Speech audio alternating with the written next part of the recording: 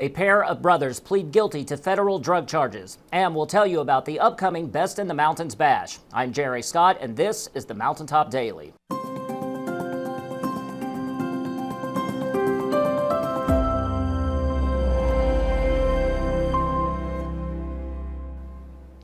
Two Logan County brothers have pleaded guilty to federal drug charges. 41-year-old Timothy Ray Gravely and 42-year-old Jesse Joe Gravely II, both of Bruno, appeared in court to enter their pleas last week. Timothy Gravely pleaded guilty to possession of more than 400 grams of fentanyl with the intent to distribute. Police seized nearly 560 grams of fentanyl, along with guns and more than $20,000 in cash when they raided his home in October. Jesse Gravely pleaded guilty to possession of fentanyl, heroin, and more than 50 grams of meth with the intent to distribute. Police found 250 grams of meth, 40 grams of heroin, and 53 grams of cocaine at his house, along with more than $19,000 in cash. Both now face sentences ranging from a mandatory minimum of 10 years up to life in prison when they are sentenced in November. Both remain in the South Central Regional Jail in Charleston. The Best in the Mountains contest has been over for quite some time, but the fun is far from over, as Mountaintop Media is planning a party next week to celebrate this year's winners. Nick tells us about the Best in the Mountains Bash.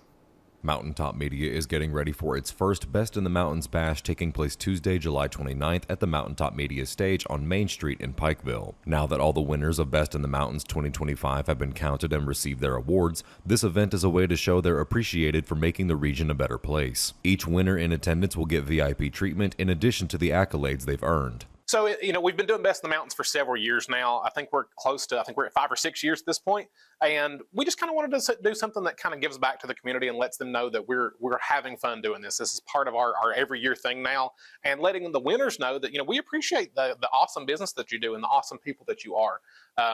This is just part of that continuation of honoring the best people, places, and things in the mountains that the Mountaintop Media has always really been kind of striving to do. One of my favorite things about this year's event is that we're going to have a lot of VIPs there. So our winners and important people in the community are going to be down there to kind of just mingle with and talk to about how this region is just so awesome. Best in the Mountains Bash isn't just for the winners. Anyone can join in on the fun, where there will be live music, giveaways, and plenty of camaraderie. While the Best in the Mountains, all of the Best in the Mountains winners are, of course, invited, this is really just a public event. This is to kind of help the region have a cool thing to do right before school starts back, the end of summer, letting everybody know that we still appreciate this great region that we're part of, and just kind of commingling with some of the winners of the Best in the Mountains and just the folks that got out there and pushed that vote really hard this year. We'll have some prizes, of course. Best in the Mountains, Mountaintop Media, we always love a good prize. We'll have a commemorative T-shirt that we're going to have this year.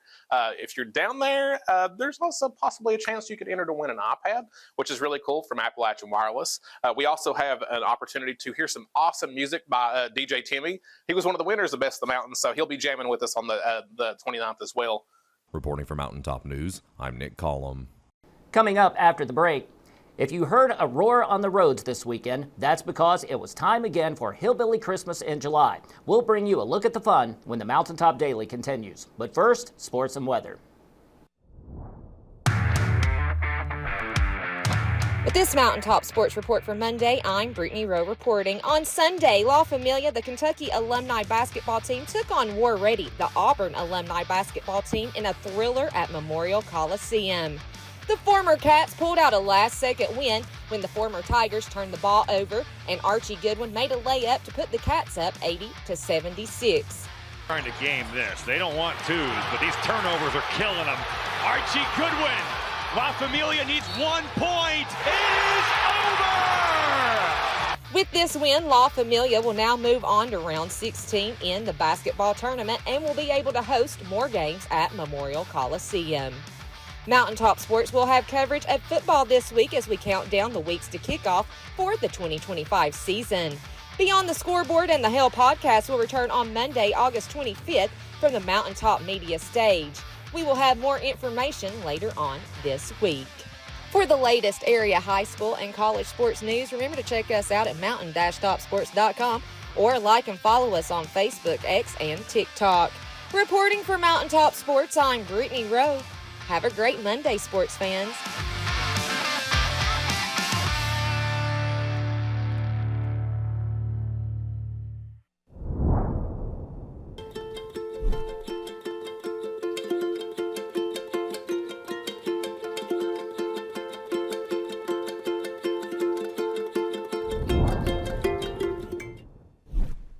When the government took Social Security away from honest Eastern Kentuckians, Attorney Ned Pillersdorf got the hearings declared unconstitutional.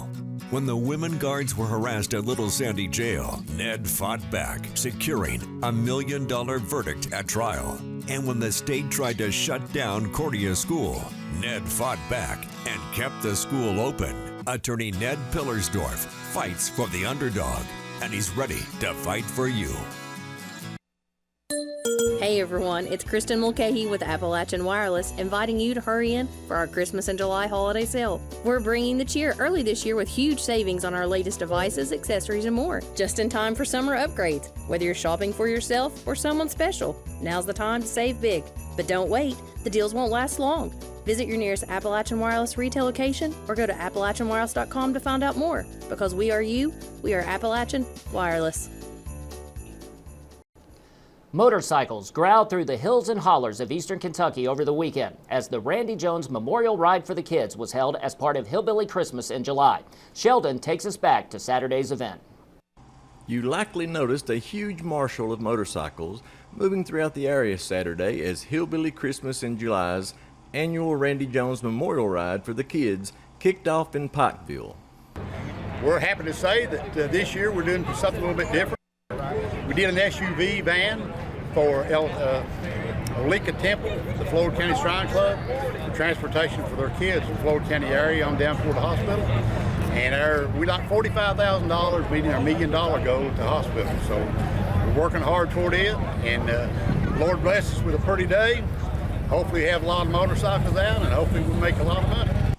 This is the 20th year for a ride that always covers a lot of ground. Beginning in the afternoon Saturday, the group traveled from Pikeville's Mineshaft Harley-Davidson store to Prestonsburg, then on to Salyersville, before looping back to Pikeville.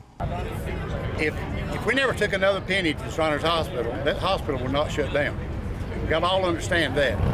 Our mission is to find a child that needs help.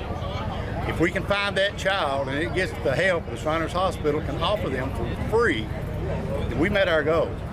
Money's good, transportation's good. Finding that one child needs help, that's what it's all about, and that's what we're pushing hard, just to try to find that one child. A silent auction was held on their return to Appalachian Wireless Arena, along with a giveaway of a new Harley-Davidson motorcycle. Just before leaving Pikeville, Kenny recalled beginning the annual ride with its namesake, Randy Jones. He was my sidekick. Randy and I came up with this thing 20 years ago, and they needed some toys at the hospital. And we got to ride together just to take toys to the hospital. Well, somewhere or another, we made $5,080. Next year, we got a brainstorm. We raffled a motorcycle. We took them $100,000. That's how I got started. Needless to say, we did an illegal raffle. So we didn't get to raffle a bike next year, so we had to do some different things, but Lord bless us, in 20 years, we're still here doing it. Reporting for Mountaintop News, I'm Sheldon Compton. That will do it for this edition of the Mountaintop Daily. Be sure to check us out at 6 p.m. every weekday on Mountaintop TV, the Mountaintop TV app, and the Mountaintop News Facebook page. With your Mountaintop Daily, I'm Jerry Scott for Mountaintop News.